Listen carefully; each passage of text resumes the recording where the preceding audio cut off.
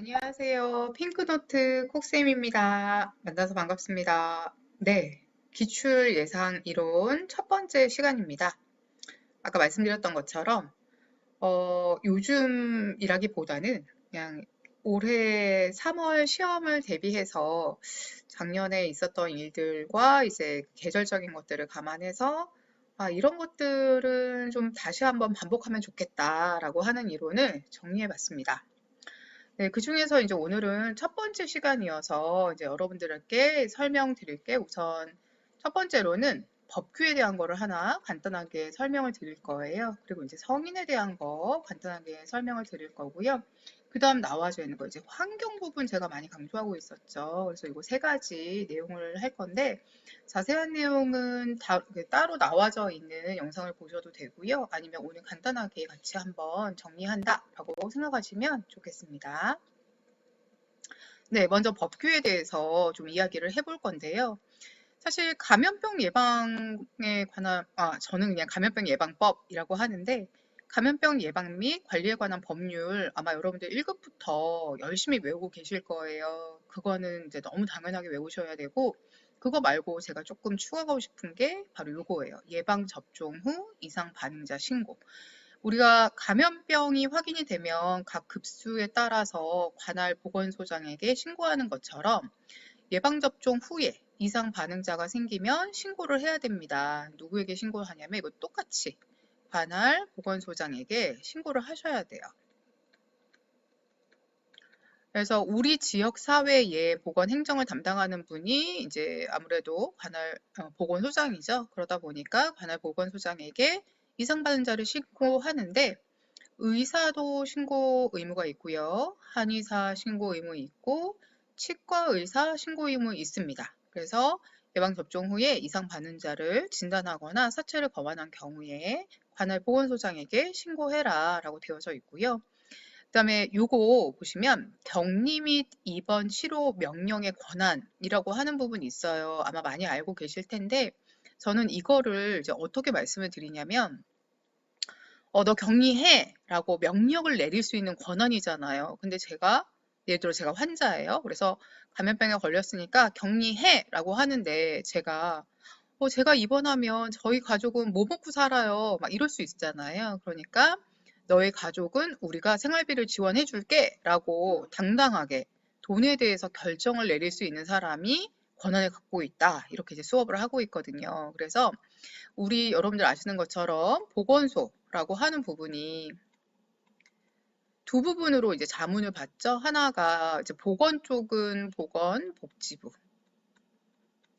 네. 그리고 또 한쪽은 이제 행정안전부라고 해서 인력이라던가 예산에 해당하는 부분은 이 행정안전부의 통제하에 있다라고 알고 계시잖아요. 그래서 시도지사, 시장군수, 구청장 이 부분들은 다 행정 쪽으로 들어가시는 분이기 때문에 시도지사 또는 시장군수, 구청장이 명령할 수 있고요. 거기에 질병관리청장까지 해서 명령할 수 있다. 보건소장 아니에요. 대부분 보건소장을 많이 생각하시는데 이 질병관리청장이 투입이 된 거고 원래 기본은 시도지사, 시장군수, 구청장입니다. 근데 이 사람들이 국가에서 이제 기초생활비 지원을 해주는데 못 받는 사람도 있어요. 어떤 사람 못 받는다? 내가 회사에서 이미 유급 휴가를 받았다라고 하면 이 지원의 대상에서는 제외된다라고 하는 걸 보시면 좋겠고요. 그리고 예방접종으로 인해서 피해 보상을 해야 되는 경비는 국고로 해줍니다. 저도 예방접종 때문에 이제 예방접종 후에 이상 반응 생겨서 병원을 다녀왔는데, 네, 우선은 제가 돈을 내고요. 그리고 나서 보건소에 신고가 되면 그러면은 이제 저한테 다시 돌려준다라고 설명을 해주시더라고요. 그래서 몸으로 다시 한번 느꼈습니다. 예방접종 후 이상 반응과 이거에 대해서. 그래서 여러분들 감염병 잘 알고 계시지만 요즘에 또 이제 예방접종하고 나서의 그 여러 가지 상황들이 좀 이슈가 되고 있으니까 한번 보시면 좋을 것 같고요. 자, 벌칙도 여러분들 아마 대부분 잘 알고 계실 거예요. 그래서 벌칙에서는 역학조사를 거부했거나 거짓말, 은폐한 경우 이거는 결핵 예방법도 똑같아요. 똑같이 2년 이하의 징역 또는 2천만 원 이하의 벌금인데 우리가 요 부분이 이제 새로 추가가 된 거고요. 그 다음에 1년 이하의 징역, 1,000만 원 이하의 벌금도 새로 추가가 된 거예요. 그래서 자가치료시설 또는 시설치료 자가치료, 그리고 시설치료, 의료기관, 이런 입원 치료를 거부한 자, 환자 입장에서죠. 환자 입장에서 거부했다라고 하면 1년 이하의 징역 또는 1,000만 원 이하의 벌금이 있고, 요것도 새로 개정되면서 이제 추가된 내용인데, 1급 감염병 의심자가, 자, 여러분들 감염병 의심자라고 하는 건 증상이 있다 없다 이게 중요한 게 아니었어요. 우리 그냥 흔하게 생각하면 이거예요. 밀접 접촉자. 응. 여러분들 감염병에서는 정의 정말 잘 보셔야 되는데, 이 감염병 의심자라고 하는 부분이 개정되면서 들어온 거거든요. 그래서 위험 지역에서 입국을 했거나 아니면 뭐 동거인 중에 생겼거나 이런 경우에는 검사를 해야 돼요. 그래서 검사를 명하도록 되어져 있는데, 이때 검사를 거부하는 경우에는 300만 원 이하의 벌금이 있다라고 되어져 있습니다. 그래서 정확한 문장은 아니지만 이렇게 간단하게 어떤 개념이다라고 알고 계시면 여러분들이 문장 안에서 이게 이 개념인 것 같아 이렇게 찾으실 수 있으셔서, 저는 그냥 간단하게 밀접 접촉자를 감염병 의심자라고 한다 이렇게 말씀을 드리고 있습니다. 그래서 법규에서 이 내용도 한번 봐주시면 좋겠고요. 자, 그 다음에 이제 성인간호에 대한 내용인데요. 성인간호에서는 저는 요 아이가 그렇게 계절적으로, 왜냐면 이제 뒤에서도 나오겠지만 요즘에 미세먼지 이야기 엄청 많잖아요. 미세먼지는 사실 요즘에만 많은 건 아니고 대기 오염이 되게 오래됐었어요. 되게 오래되기도 하고, 그래서 이제는 보시는 것처럼 이 폐쇄성 폐질환의 원인이 예전에는 장기 흡연이다라고 했다라면 요즘에는 미세먼지로 보고 있습니다. 그래서 요즘 오늘은 그래도 괜찮은 것 같은데 초미세먼지, 미세먼지 수치 많이 이제 이야기 나오고 있잖아요. 일기예보에 보면. 그래서 이 아이를 간단하게 좀 보시자면, 종류는 자, 폐쇄성 폐질환은 기본적으로 이거예요. 폐쇄됐대요. 폐쇄는 막혔다는 거잖아요. 그럼 어디가 막혔냐? 공기가 지나가는 통로, 기관이나 기관지 이런 것들이 완전 막혔다라기보다는 이제 좁아졌다라고 이야기를 합니다. 네, 기관이나 기관지가 좁아졌다 이렇게 이야기를 하는데, 색깔이 잘 안 보이시나요? 네, 이거 다시 한번 색깔을 바꿔서 써드려 볼게요. 네, 여러분들 이제는 아마 폐쇄성 폐질환 너무 많이들 알고 계셔서 이제 또 듣기가 좀 지루하다라고 할 수도 있을 것 같아요. 자, 그래서 폐쇄성 폐질환은 공기가 지나가는 통로 중에 후두 밑에 있는 기관, 그리고 기관이 갈라지는 기관지, 이런 곳들이 좁아진 것. 사실 여기에서 포인트가 되는 단어는 이거죠. 좁아졌다. 네, 좁아졌으니까 넓혀줘야 되겠죠. 자, 그러면 종류에 뭐가 있느냐? 천식. 지금 천식 같은 경우에 그림이 잘 보이실지 모르겠는데, 근육이 수축하고 점액이 많이 분비되고 발적과 부종과 함께 이 안에 있는 공간이 점점 좁아져 버렸어요. 자, 그리고 만성 폐쇄성 폐질환은 COPD라고도 이야기하죠. 여러분들 COPD로 더 많이 아시는 것 같아요. COPD라고 하는데, 지금 여기 보시면 안쪽에 정상적인 기관지의 요 둘레와 만성 기관지염입니다. 안쪽에 보시면 내강이 달라요. 정말 좁아졌네. 이렇게 보시면 되겠고, 폐기종은 원래 폐포가 이렇게 꽈리 형태로 있어야 되는데 위에 기관지가 좁아지다 보니까 공기가 많이 여기 안에 포획이 된 거죠. 그러면서 꽈리 형태가 이렇게 허탈돼 버리는 거. 이걸 우리가 폐기종이라고 하고요. 폐기종일 때는 많이 나오는 이야기가 술통형 가슴이라는 거 많이 나오죠. 술통, 글씨가 오늘도. 네. 자, 좀 잘 써볼게요. 술통형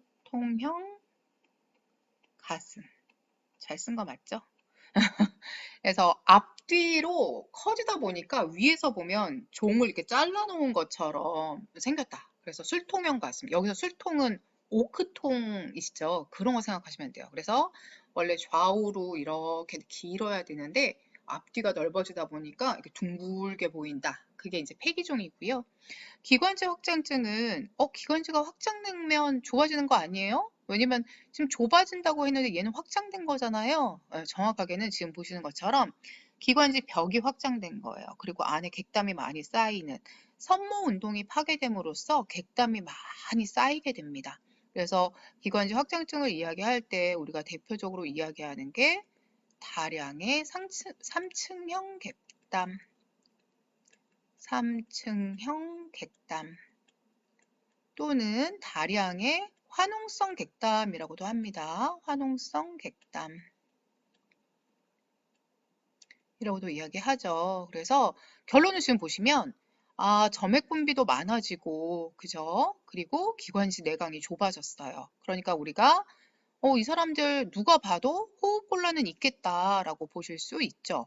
그래서 일반적인 증상이 있고 거기에 천명음이 있습니다. 천명음은 천식음이라고도 해서 이 좁은 통로를 공기가 지나갈 때 나는 쌕쌕 소리, 이걸 천명음이라고 하죠. 그래서 천명음이 아주 큰 키워드다라고 할 수 있고요. 너무 숨이 차니까 오늘 발음이 좀 죄송합니다. 너무 숨이 차니까 이렇게 막 앉아서 기댄 상태로 앞으로 막 기댄 상태로 숨을 쉬게 돼요. 그걸 우리는 기좌 호흡이다라고 이야기합니다. 환자가 호흡을 좀 더 잘하기 위해서 앞으로 이렇게 앉은 상태에서 숙이면서 호흡을 하는 거. 이것뿐만 아니라 이제 호흡근을 많이 사용해서 칼로리 소모도 많아지게 되겠죠.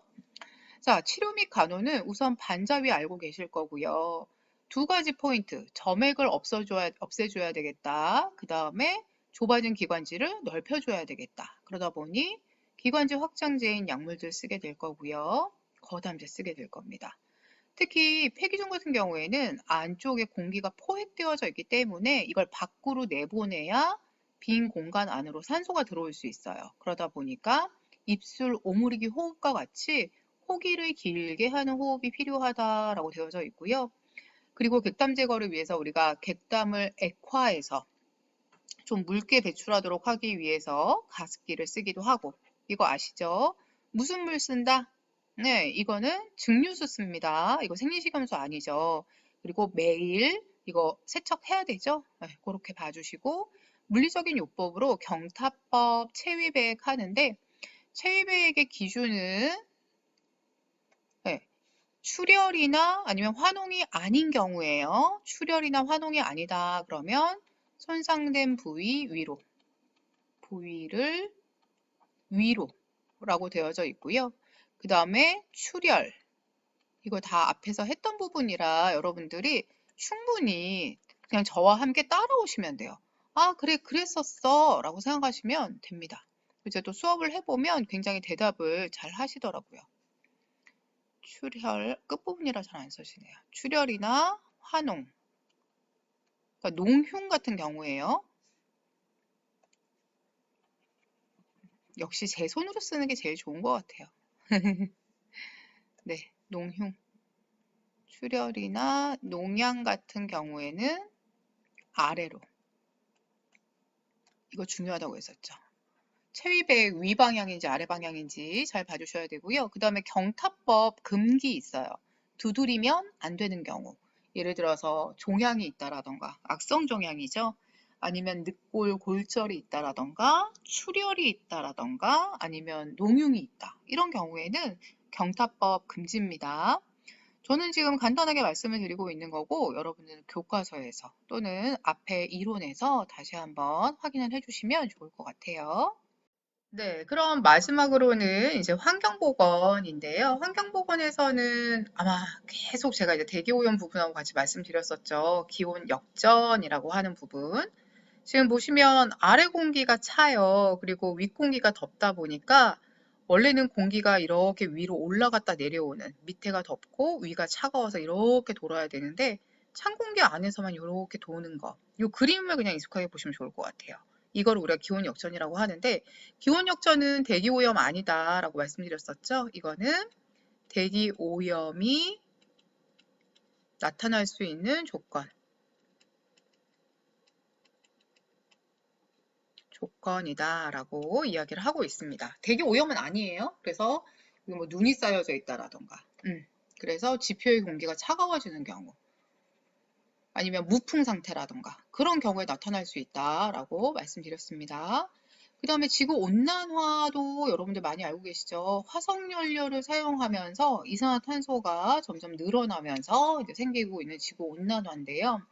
대표적으로 엘니뇨, 라니냐라고 하는 이게 원래는 축복이다라고 이야기를 했대요. 이게 왜냐하면 뭐 일정 기간 동안 보통 5개월 정도 얘기하는데 5개월 정도 이렇게 온도 수온이 0.5도 정도 올라가면 이제 잡히는 어획류들이 좀 양이 늘어나고 막 이런 것들이 있어서 굉장히 이제 도움이 되는 거였었는데 이게 이제는 너무 많이 올라가게 되다 보니까 더운 곳은 너무 더워지고 추운 곳은 너무 추워지게 되는 상황이 생기게 되는 거죠. 그래서 최근에 이제 뉴스를 찾아보니까 지구 온난화가 더 극심해지면 이제 엘니뇨 라니냐라고 하는 상태도 없어질 거다라고 이야기를 하고 있는 무서운 거죠. 계속 이렇게 지구 온난화가 돼서 해수면의 온도까지 올라가게 되면 뭐 북극의 얼음이 녹는다. 이것도 무섭지만 해저 생물들의 그 온도 자체가 높아져서 더 이상 살 수 없는 그런 상태가 될 수 있습니다. 우리는 뭐 더우면 여름에 에어컨 켜고 그렇게 살아가겠지만 이제 뭐 식물이 죽고 동물이 죽고 이런 상태에서는 사람은 이제 더 이상 살 수가 없게 되는 거죠. 그래서 환경오염과 관련된 문제 중에서 지구온난화 꼭 봐주셨으면 좋겠고요. 그 다음에 미세먼지 이제 외우고 계시죠? 오늘은 보통이더라고요. 우리가 미세먼지, 초미세먼지 이야기하고 있고 PM10, PM2.5 이렇게 이야기하고 있습니다. 그러면서 미세먼지 보통은 80까지를 이야기하고 있고 잘 보이시나요? 초미세먼지는 35까지 이야기하고 있고 보통과 나쁨에 대해서만 암기하자라고 말씀드렸어요. 다 곱하기 2였었거든요. 그러면 여긴 160까지 보통이 될 것 같지만 나쁨이 될 것 같지만 150까지 지금 나쁨이 되어져 있고요. 미세먼지가 150, 초미세먼지는 곱하기 2 하면 70이에요. 그래서 70 정도까지를 나쁨이라고 보고 있다. 이렇게 되어져 있습니다. 네, 오늘은 이렇게 딱 세 가지 주제에 대해서만 말씀드렸고요. 앞에도 말씀드렸지만 국가고시에 꼭 나온다라는 보장은 없습니다. 그냥 제가 혼자 이런 거 한번 봤으면 좋겠다 싶어서 정리한 거고요. 총 2번에 나눠서 설명을 드릴 거예요. 그래서 여러분들 알고 계신 것들은 다시 한번 확인하고 새로운 게 있다라고 하면 이런 것도 있구나라고 좀 생각을 해주시면 좋을 것 같습니다. 네, 이 시간이 여러분들에게 시간 낭비가 아니기를 가장 절실하게 기원합니다. 네, 오늘도 주말인데 제 영상 들어주셔서 감사하고요. 네, 좋은 한 주 되시고 저희는 다음 주에 뵙겠습니다. 네, 감사합니다.